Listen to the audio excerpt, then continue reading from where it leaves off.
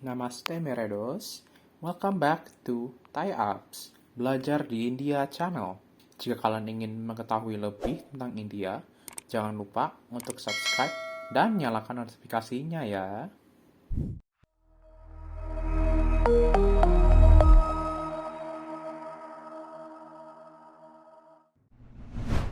Meredos, pada video hari ini, kita mendapatkan kesempatan untuk menginterview dengan seorang kepala sekolah SMA Negeri Yogyakarta yang belum lama baru saja pulang dari India. Kita akan mendengarkan pengalaman Ibu Sri Murni selama di India. Yuk kita langsung aja ke videonya. Assalamualaikum warahmatullahi wabarakatuh. Salam dan bahagia untuk semuanya. Perkenalkan, saya Sri Murni. Saya Kepala SMA Negeri 10 Yogyakarta. Alamat SMA 10 itu di Jalan Gadean, nomor 5, Ngupasan, Yogyakarta. Apa first impressions Ibu tentang India sebelum datang ke India? Ya. Jadi, India itu adalah salah satu nama yang sejak saya kecil itu sering kali oleh Bapak Ibu Guru dijelaskan bahwa India itu adalah negara yang mandiri, bagaimana cara melepaskan dari penjajahan Inggris dengan cara ada ahimsa, swadesi, satyagraha, harta, dan sebagainya. Itu membuat saya penasaran, sehingga kemarin motivasi saya untuk ke India itu mencocokkan apakah cerita Bapak Ibu Guru saya zaman saya sekolah dulu itu sampai sekarang masih. Dan ternyata saya menemukan informasi bahwa kegiatan swadesi di India sampai sekarang masih berjalan dengan amat sangat baik. Salah satunya adalah dengan sekian miliar penduduk, negara mampu mensuplai makan atau stok makan, padi, dan sebagainya secara mandiri, tidak mengambil dari negara lain. Itu contoh swadesi yang hebat. Termasuk dulu juga Bapak Ibu Guru saya menjelaskan bahwa produsen kain India, produksinya itu sangat luar biasa, mandiri, dikerjakan oleh rakyat sendiri, dan sebagainya. Dan ternyata betul, kemarin ketika kami di India, jalan-jalan di center komersial itu ada Kohinoor, yang di Indonesia juga ada Kohinoor, kemudian ada macam-macam, memang hebat. Kemudian juga kami mendengar bahwa hasil pertanian India itu harganya terhitung murah dibanding dengan hasil pertanian di Indonesia. Karena kemarin ada contoh bawang merah itu 1 kilonya hanya Rp3.000 kalau di kurs rupiah. Ini luar biasa karena di tempat kami bisa mencapai Rp30.000, Rp40.000, itu yang biasa. Sementara di India bisa demikian murahnya. Ini yang harus kami banyak belajar dari India. Apakah India sesuai dengan ekspektasi Ibu? Iya, dari sisi pendidikan, di mana ada link dengan perusahaan di seluruh dunia. Ada kira-kira menurut informasi yang saya terima, ada sekitar 800 perusahaan di dunia, dan alumnus dari perguruan tinggi India yang menempati pos-pos tersebut sebelum mereka menyelesaikan studi, sehingga sudah ada permintaan sana, permintaan sini, dan sebagainya. Kemudian setelah saya angan-angankan, ya memang betul, karena yang pertama dari sisi pelaksanaan pendidikan 70% praktik. Kemudian ketika mahasiswa menyelesaikan studi, bukan skripsi yang di atas kertas, tapi produknya proyek. Kemudian juga pemerintah dan perguruan tinggi bersinergi untuk membangun lobby-lobby dengan perusahaan asing di luar dan sebagainya, sehingga apa yang diupayakan oleh perguruan tinggi ketika menghasilkan para alumnusnya benar-benar terserap dengan baik di dunia kerja. Apa perbedaan sistem edukasi di India dengan yang ada di Indonesia? Mungkin perbedaan yang sangat mencolok bahwa di India itu karena sudah banyak praktik, jadi sisi psikomotoriknya yang benar-benar diasah, anak-anak benar-benar terampil, punya kompetensi yang benar-benar dipraktikkan, sehingga tidak hanya teori di atas kertas, tapi memang persentasenya itu sudah lebih banyak di praktik. Perusahaan yang menitipkan mesin-mesin lengkap, kemarin itu ada mobil lengkap dengan permesinannya dan sebagainya, kemudian ada calon untuk kokpit pesawat, kemudian kita bisa berkesempatan juga untuk masuk ke dalamnya, kemudian ada pembimbing yang hebat di situ sehingga bisa mengendalikan bagaimana nanti mahasiswa yang praktik itu bisa benar-benar memahami seluruh komponen mesin, menderdil mesin, mengoperasikan mesin, kemudian sampai mungkin merakit dan sebagainya, itu di situ tersedia dengan lengkap. Jadi tidak hanya teori-teori nanti ini atau hanya lewat video, film, animasi nanti begini-begini, tapi di sana semuanya tersaji secara nyata dengan pembimbingan yang baik, semua ada pos-pos pembimbingan yang berbeda-beda sehingga benar-benar mahasiswa itu terdampingi dan praktik secara nyata, termasuk untuk IT. Untuk IT-nya juga luar biasa. Kami melihat bahwa di tahun-tahun yang akan datang, Indialah yang menjadi pusat IT dunia. Nah, sementara kalau di tempat kami masih harus tetap banyak belajar dan memperbaiki untuk lebih meningkatkan fasilitas yang kami miliki, sehingga kesempatan anak-anak untuk praktik dari ilmu yang didapatkan itu benar-benar bisa terrealisasi dengan baik. Kemudian dari sistem edukasi yang selanjutnya, yaitu yang menarik ada link and match itu tadi. Jadi antara pendidikan dengan kebutuhan dunia kerja itu nyambung. Mungkin ke depan kami juga akan mencontoh yang seperti itu, sehingga teori-teori yang selama ini dipahamkan perguruan tinggi kepada mahasiswanya benar-benar nanti bisa diaplikasikan dalam kehidupan sehari-hari di lapangan kerja yang senyatanya. Untuk kami nanti lebih bisa membuka jaring-jaring di luar sehingga ada banyak link yang bisa kami tempuh untuk mengantarkan generasi muda kami bisa berkecimpung di banyak bidang, tidak hanya di dalam negeri tapi di luar negeri juga. Apa yang kira-kira dapat diimplementasikan oleh sistem edukasi Indonesia dari India?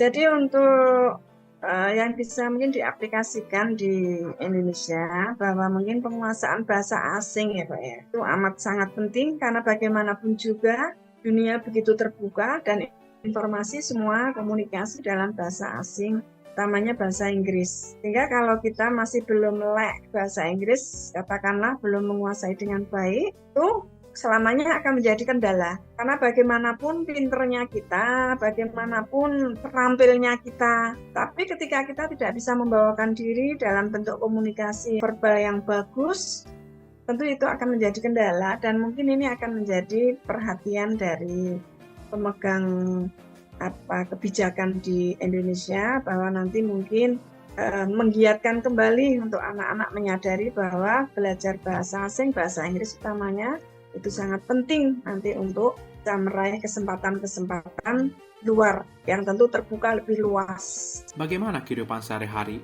di India menurut pengalaman Ibu?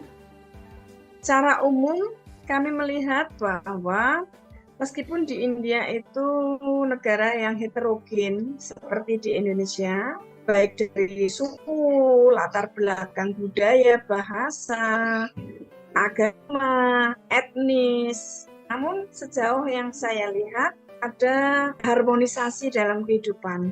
Jadi nampaknya tidak ada jurang pemisah, karena yang selama ini kita dengar bahwa India itu berkasta-kasta. Realita yang kemarin saya lihat di lapangan, semuanya berjalan secara harmonis. Artinya saling menghormati antara satu dengan yang lain, jalan dengan baik. Kemudian kerjasama masyarakat, tidak pandang bulu apakah ini kasta ini dan kasta itu, semuanya terjalin dengan baik. Kemudian untuk sisi makanan, seperti yang sudah saya sampaikan di depan, bahwa masyarakat India itu benar-benar patuh dalam satu komando yang luar biasa. Jadi mereka menyajikan makanan jelas menghindari penyedap, warna, pengawet, dan sebagainya. Dan itu menurut saya sangat luar biasa. Kemudian dari sisi tempat tinggal, saya melihat mungkin hampir banyak kesamaannya dengan di Indonesia. Mengingat sekarang lahan perumahan semakin sempit, maka banyak sekali saya melihat gedung yang dinaikkan ke atas bertingkat-bertingkat begitu. Seperti yang ada di Indonesia juga. Kemudian berkaitan dengan gaya hidup masyarakatnya, saya melihat di India mereka tidak banyak tergantung dengan gadget dan itu luar biasa menurut kacamata saya. Karena kalau di sini itu dikit-dikit sudah jempolnya begini-begini. Kalau di sana bagus kemarin. Sepanjang yang saya lihat mereka tidak berpegang HP dan sebagainya. Luar biasa. Dan menurut hemat saya, India cukup representatif untuk menjadi tujuan kota pendidikan bagi anak bangsa. Apa yang dapat diekspektasi oleh mahasiswa Indonesia?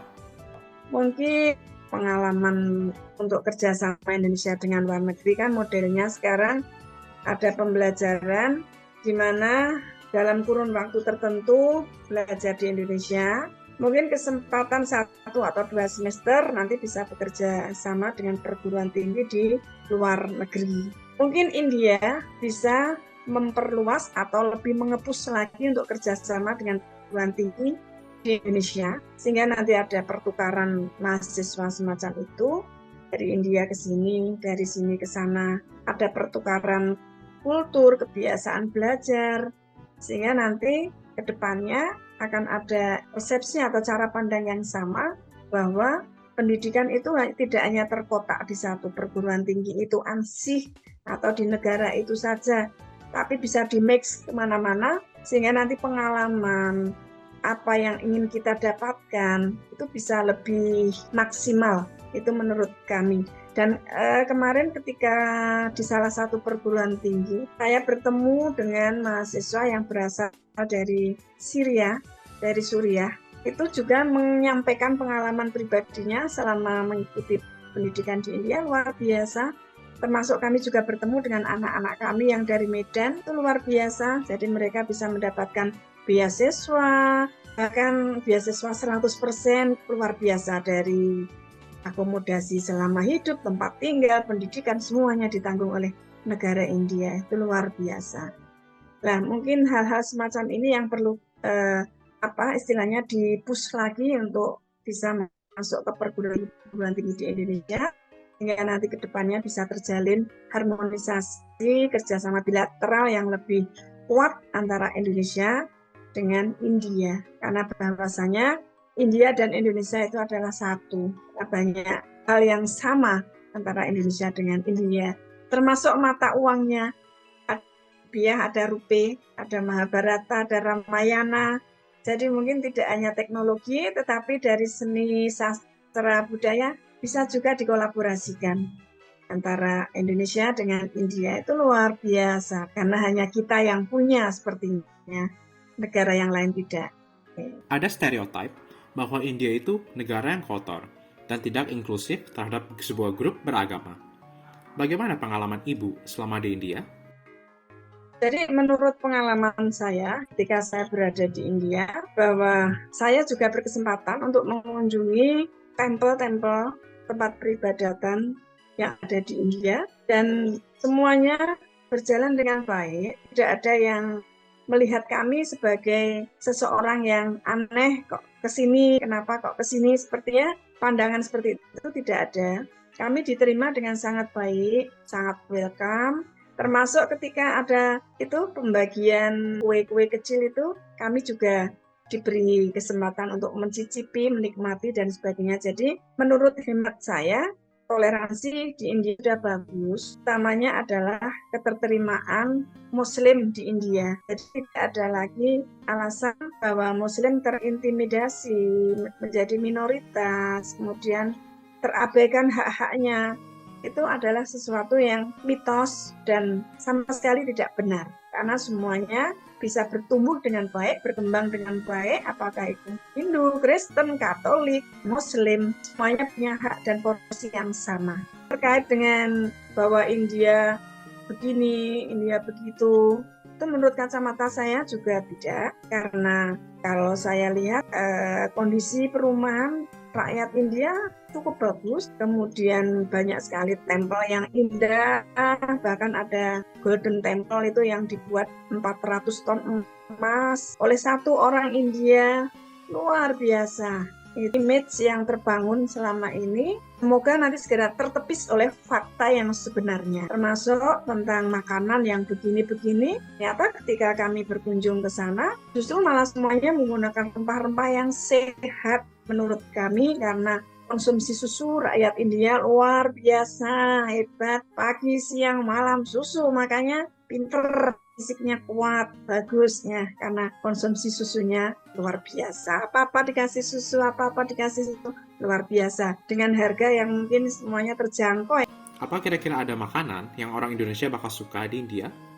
Makanan India itu yang paling kami sukai itu yang pertama, karena hampir seluruh snack dan sebagainya, minuman itu mengandung susu, dan ini hebat karena ada rasa gurih-gurih, sehat, bergizi. Itu luar biasa, karena kalau di tempat kami kan belum banyak orang terbiasa minum susu, apalagi untuk generasi yang sepuh, yang tua biasanya belum suka. Kemudian yang kedua, untuk snack penutup makanan itu rata-rata enak semua, seperti apa yang bulat-bulat seperti ini manis itu ada kuahnya seperti madu itu, kemudian ada yang bulat segini tengahnya dikasih sale itu manis. Kemudian untuk makanan sendiri ada yang beberapa sudah ada di sini, misal untuk seperti kulit kebab itu, yang kulit kebab kemudian diberi seperti kari, kemudian dikasih telur rebus dan sebagainya, itu praktis dan mengenyangkan, juga bergizi. Saya pernah menemukan satu sop warnanya hijau. Waktu itu di vegetarian itu, sop itu bumbu